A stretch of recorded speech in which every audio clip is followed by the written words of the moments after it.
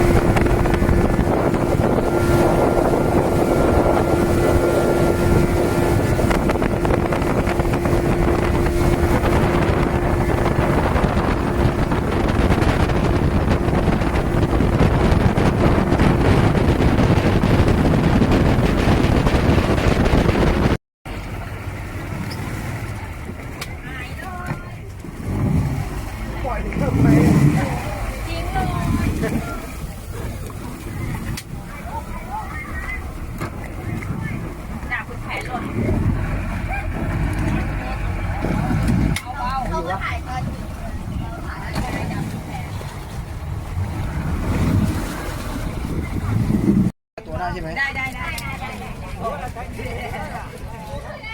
โอ้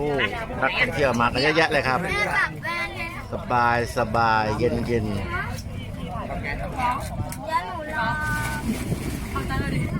เดี๋ยวใส่กระเป๋าไว้ทำไมตรง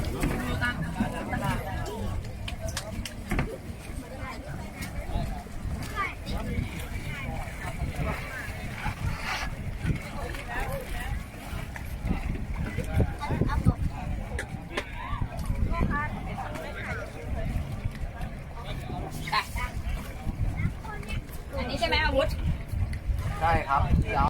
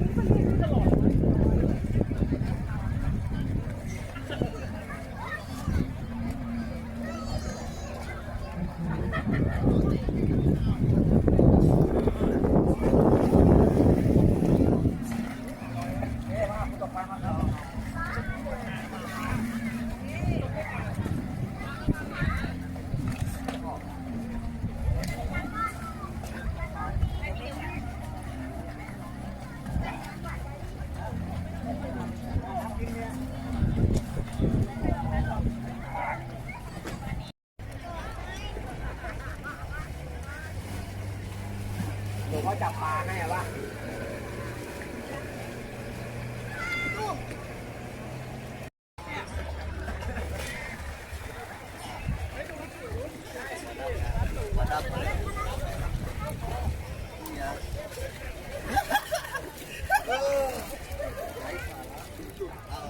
้ยกินนี่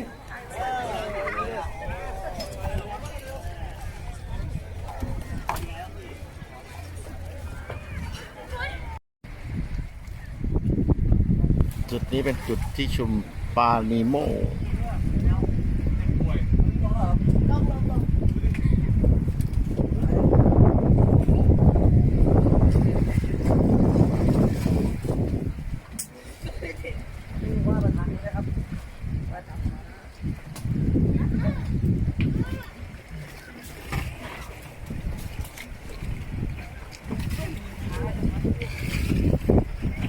เป็นจุดสุดท้ายของทริปนี้นะครับ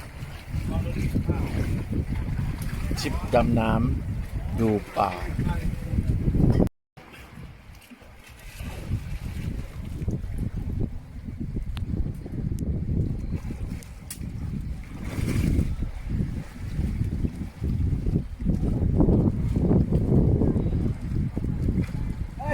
เฮ้ยชนเขาแล้วเฮ้ย